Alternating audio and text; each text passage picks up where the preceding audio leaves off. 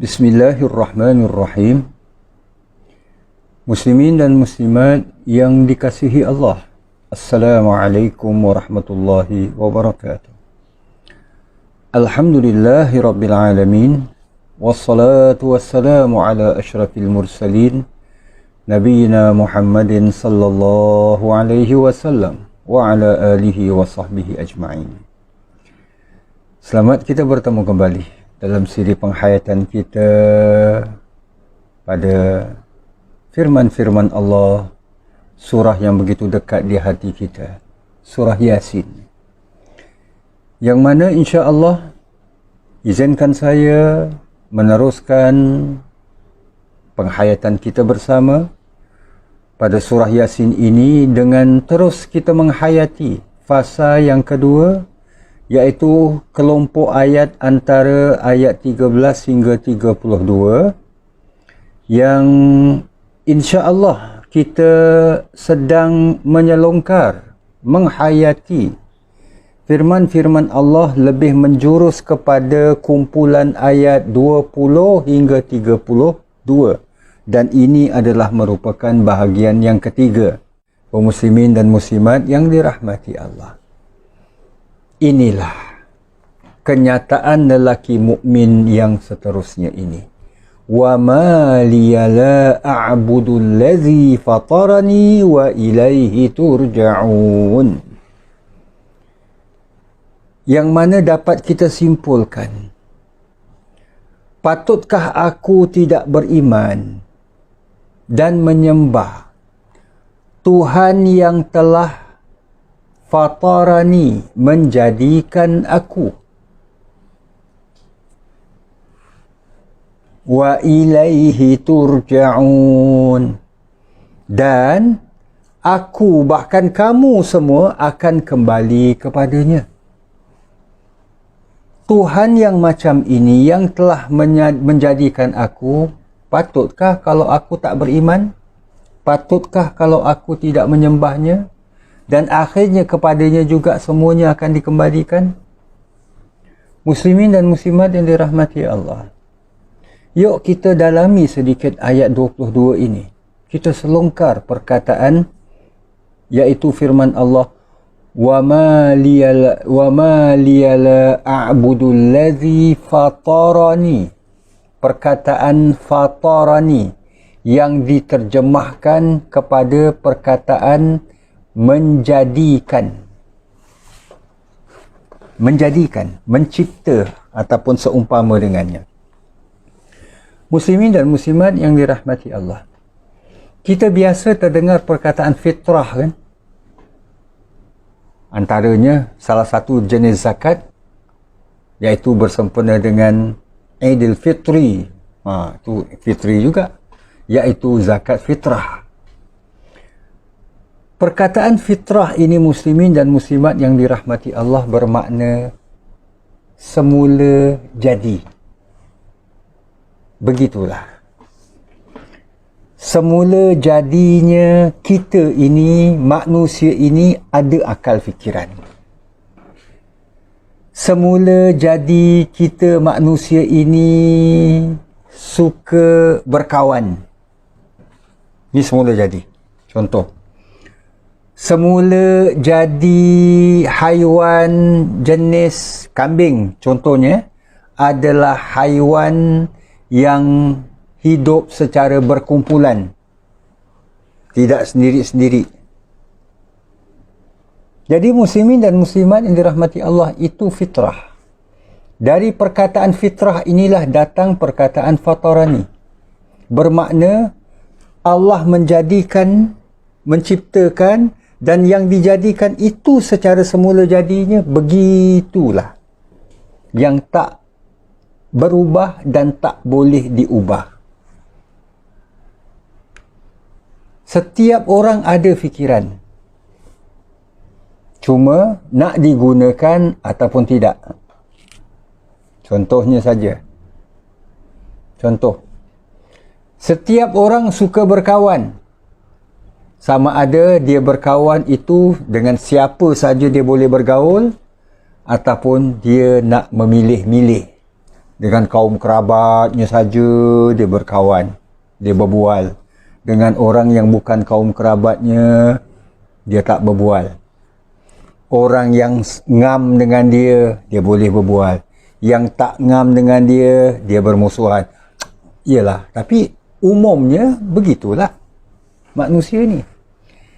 Ini fitrah, semula jadi manusia. Kita selongkar sedikit firman Allah di surah Ar-Rum ayat 30. Ayat yang begitu indah terkait dengan persoalan fitrah ini. Allah berfirman, "Fa'aqim wajhaka lid-dini hanifa." Maka hadapkanlah dirimu, engkau, wahai Muhammad, dan para pengikutmu, iaitu hadapkanlah dirimu ke arah agama yang jauh dari kesesatan. Agama murni, agama suci. Agama yang diperkenalkan oleh Nabi Ibrahim sebagai din hanif. Agama luhur. Fitratallahi allati fataran nasa 'alaiha. Iaitu agama yang Allah menciptakan manusia dengan keadaan bersedia dan semula jadinya untuk menerima. Maknanya muslimin dan muslimat yang dirahmati Allah, Islam ni adalah agama fitrah kita, agama semula jadi kita. Walaupun akhirnya manusia ini ada yang menjadi Yahudi, ada yang menjadi Majusi dan sebagainya kan. Dalam hadis yang biasa kita dengar, kullukum, kata Nabi SAW, setiap kamu ini yuladu alal fitrah, dilahirkan dalam keadaan fitrah.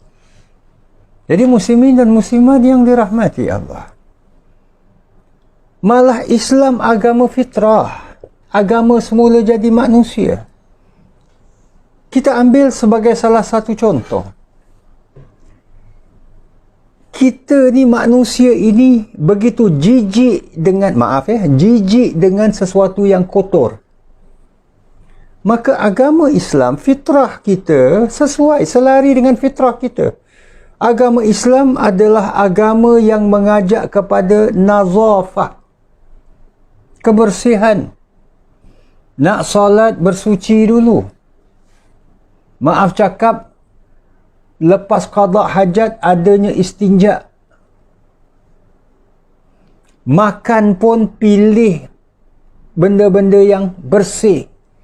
Bukan setakat yang bersih, yang baik. Di sisi Islam, halal dan tayyibah. Dia halal dari sudut hukum. Tayyibah, baik daripada segi keperluan badan kita, keperluan hidup kita dan sebagainya. So ini fitrah. Semula jadi yang Allah tetapkan ke atas manusia. La tabdila li khalqillah. Tidak wajar ada sebarang perubahan pada ciptaan ataupun ketetapan Allah itu. Zalikad dinul qayyim. Itulah agama yang betul, agama yang lurus, agama yang benar. Walakinna aktsaran nasi la ya'lamun. Tetapi kebanyakan manusia tidak mengetahuinya. Itu dia, muslimin dan muslimat yang dirahmati Allah. Fitrah. So, jadi lelaki ini mengatakan, wa ma liya la a'budu alladhi fatarani. Tuhan yang telah menjadikan aku secara fitrah. Maknanya secara fitrah ini dialah yang patutnya aku sembah. Yuk kita teruskan penghayatan kita, pemerhatian kita kepada ayat yang sama ini juga. Fatarani wa ilaihi turja'un. Tuhan yang menciptakan aku, kemudian kepadanya lah kamu akan dikembalikan. Dengan perkataan yang lain, aku diciptakan. Patutnya lah aku diciptakan, aku dikembalikan. Itu yang agak senada sikit lah kan, lebih sesuai. Tapi aku diciptakan, kamu dikembalikan. Muslimin dan muslimat yang dirahmati Allah. Dalam bidang ilmu keindahan bahasa Arab, ada yang dikenali sebagai ilmu balaghah, yang memperkatakan tentang keindahan bahasa Arab. Dan Al-Quran ini, bahasa Al-Quran ini cukup indah, terlalu indah untuk digarap, dicapai oleh manusia, yang menjadi mukjizat Nabi kita, Nabi Muhammad sallallahu alaihi wasallam. Dalam Al-Quran ini terlalu banyak apa yang diistilahkan sebagai iltifat. Iltifat ni daripada satu segi bermakna menoleh. Daripada pandang ke arah depan, tiba-tiba toleh ke arah tepi, kanan atau kiri. Jadi muslimin dan muslimat yang dirahmati Allah, kalau ikut jalan bahasa ataupun gaya bahasa yang lurus, itu tadi, aku diciptakan, aku dikembalikan. Ataupun setidak-tidaknya, kamu diciptakan, kamu dikembalikan.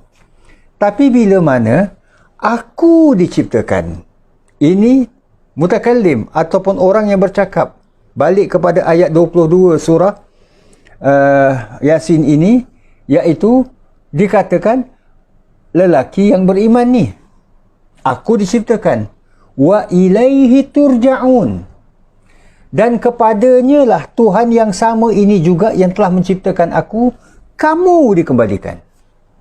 Bukan aku. Maknanya aku pun dikembalikan jugalah, tapi lebih ditekankan kamu dikembalikan. Itu yang dikatakan al-iltifat minat takallum ilal khitab, iaitu penolehan, peralihan bicara daripada orang yang bercakap kepada orang yang diajak bercakap. Al-khitab, mukhatab ini. Ini satu metod ataupun cara yang mana nak menyedarkan dan sekaliguslah menghentak secara hikmah. Ibarat contoh, contoh saja. Ini contoh saja. Seorang guru sedang mengajar.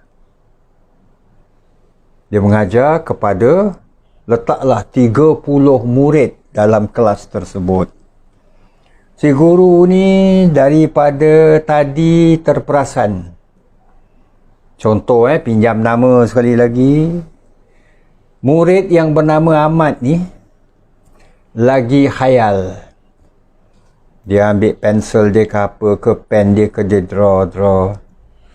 Guru ni sedang terangkan. Gunakan whiteboard dan sebagainya. Jalan berpindah daripada satu sudut ke satu sudut classroom ini, bilik darjah ni. Jalan. Si Ahmad ni masih terus hayal, draw. Apa-apalah, apa ataupun dengan kerja dia. Dia hayal. Si guru ni terangkan, buat penerangan kepada siapa? Semua pelajar. Kalau ada 30 murid tu, 30 murid lah yang diterangkan. Tapi tiba-tiba, bila hampir kepada Ahmad, yang tadi pun si cikgu ataupun guru ini pun dah hampir, tapi dia masih terus cakap, beri penerangan. Lalu tiba-tiba dia, bila mana sedang dia cakap itu, tiba-tiba dia terus tumpu kepada si Ahmad. Betul tak Ahmad? Faham tak Ahmad apa yang cikgu cakap? Agak-agak Ahmad ni macam mana keadaan dia? Murid yang bernama Ahmad ni, kalau setengah orang cakap, terperanjat beruk. Sebab dia tak menyangka, tiba-tiba cikgu tumpukan dan tujukan kepada dia. So, ini contoh iltifat. Ibarat lelaki yang beriman ini menyatakan, Tuhan aku ini yang telah menjadikan aku, yang sepatutnya aku sembah dan sebagainya, kamu dikembalikan. Tersentak kaum yang sedang diajak bicara oleh lelaki beriman itu. So ini yang dikatakan iltifat, dan ini metod Al-Quran. Dan kalau kita balik kepada suasana ayat-ayat Al-Quran ini disampaikan, Nabi membacakan.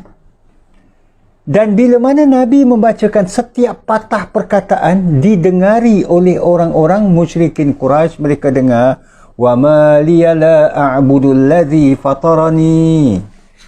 Seakan-akan demikian seakan-akan balik bicara kepada Nabi menyampaikan, tidak wajarlah aku ini menyembah Tuhan yang banyak, sedangkan Tuhan ini yang satunya telah menciptakan aku, wa ilaihi turja'un.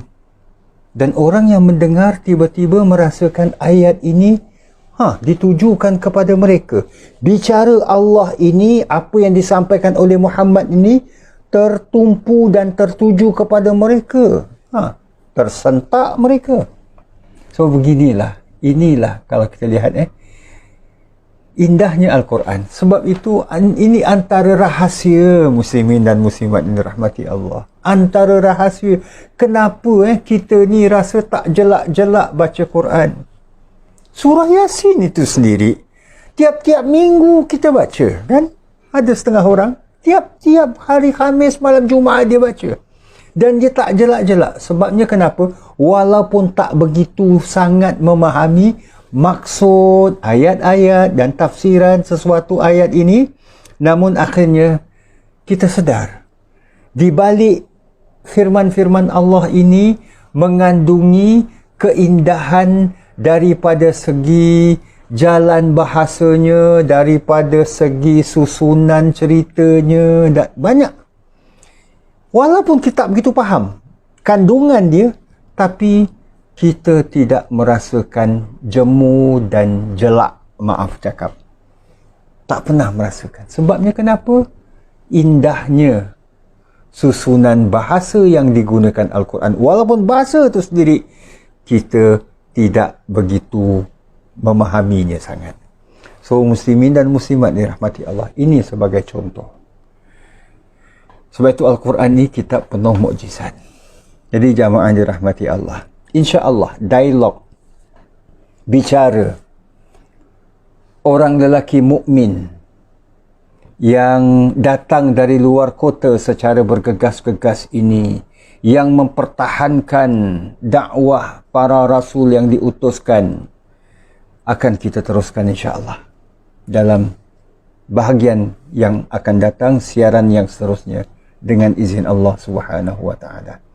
Terima kasih muslimin dan muslimat yang dirahmati Allah kerana kesudian menghayati dan menyokong siaran ini. Mudah-mudahan kita senantiasa diberikan hidayah dan petunjuk, bimbingan daripada Allah Subhanahu wa taala.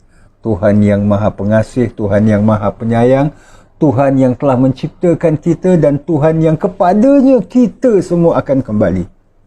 Terima kasih, insya-Allah. Aqul qawli hadha wa astaghfirullahal azim li wa lakum wa lisairil muslimin. Wassalamualaikum warahmatullahi wabarakatuh. Bismillahirrahmanirrahim. إلى حضرة النبي محمد صلى الله عليه وسلم، ثم إلى الصحابة والتابعين وتابع التابعين ومن تبعهم بإحسان إلى يوم الدين، ثم إلى أرواح جميع المؤمنين والمؤمنات والمسلمين والمسلمات، خصوصا لمن اجتمعنا هاهنا بسببهم. الفاتحة.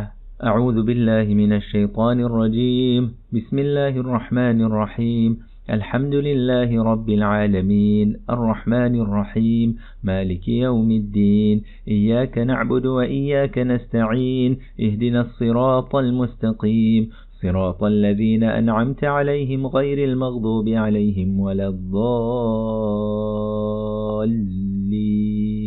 آمين. أعوذ بالله من الشيطان الرجيم. بسم الله الرحمن الرحيم.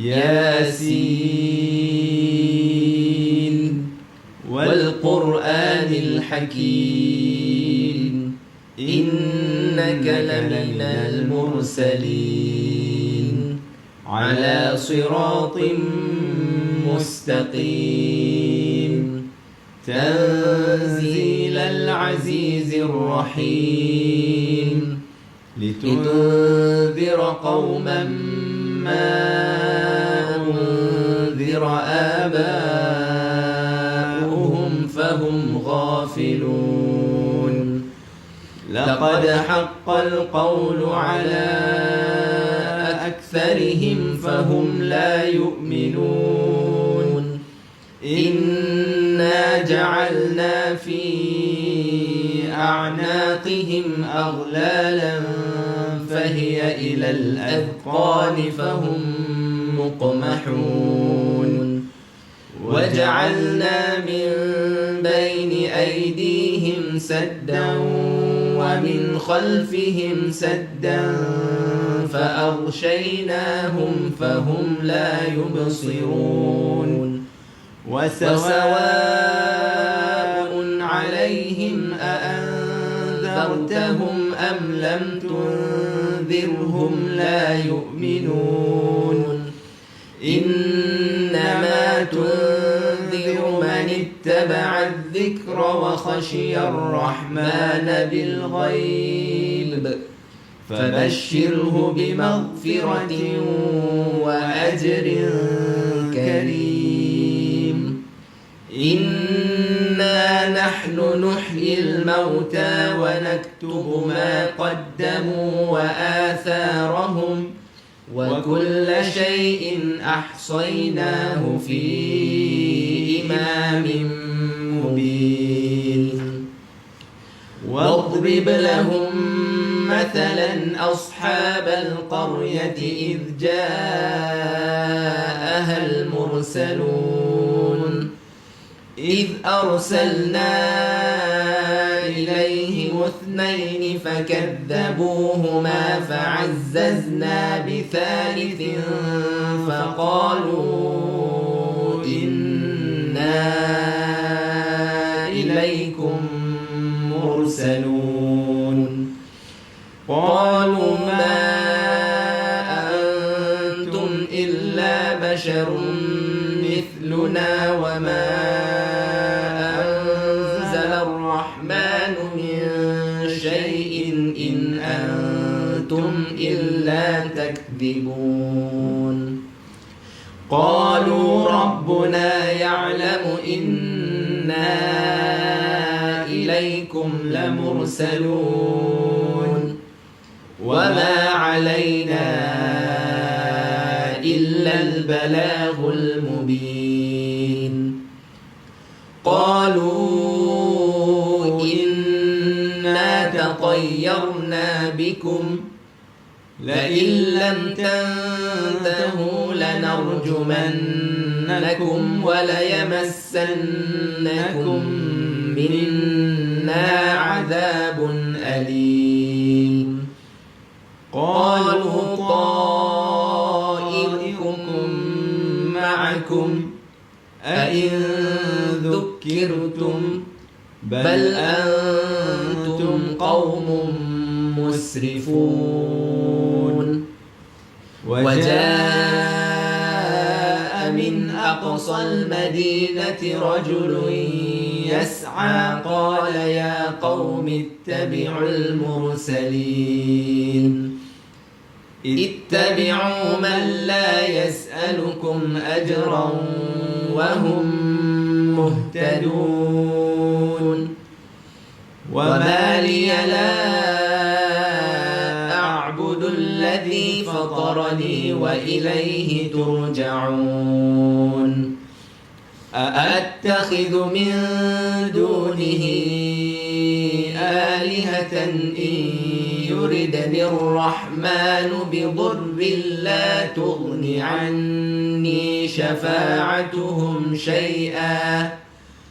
لا تغن عني شفاعتهم شيئا ولا ينقذون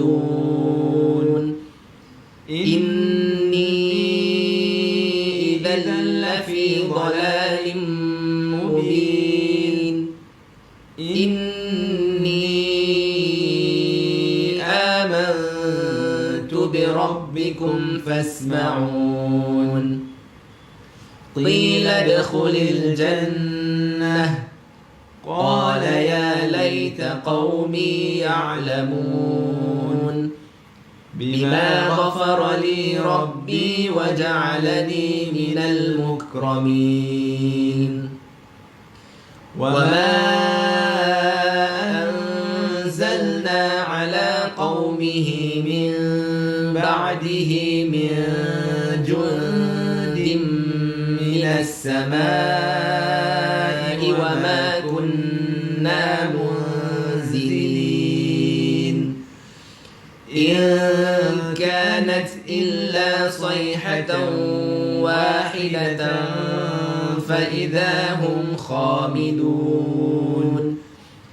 يا حسرة على العباد ما يأتيهم من رسول إلا كانوا به يستهزئون ألم يروا كم أهلكنا قبلهم من القرون أنهم إليهم لا يرجعون وإن كل لما جميع لدينا محضرون وآية لهم الأرض الميتة أحييناها وأخرجنا منها حبا فمنه يأكلون وجعلنا فيها جنات من نخيل وأعناب وفجرنا فيها من العيون ليأكلوا من ثمره وما عملته أيديهم أفلا يشكرون سبحان الذي خلق الأزواج كلها مما تنبت الأرض ومن أنفسهم ومما لا يعلمون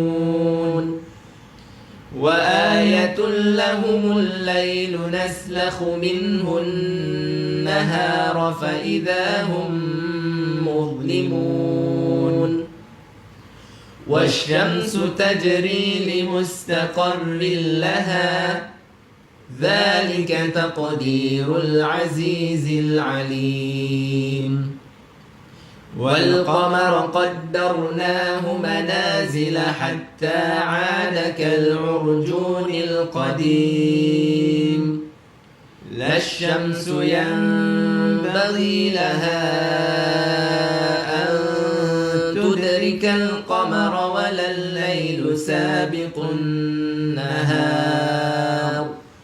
وكل في فلك يسبحون وآية لهم أنا حملنا ذريتهم في الفلك المشحون وخلقنا لهم من مثله ما يركبون وإن نشأ نغرقهم فلا صريخ لهم ولا هم ينقذون إلا رحمة منا ومتاعا إلى حين وإذا قيل لهم اتقوا ما بين أيديكم وما خلفكم لعلكم ترحمون وما تأتيهم من آية من آيات ربهم إلا كانوا عنها معرضين وإذا قيل لهم أنفقوا مما رزقكم الله قال الذين كفروا للذين آمنوا نطعم من لو يشاء الله أطعمه إن أنتم إلا في ضلال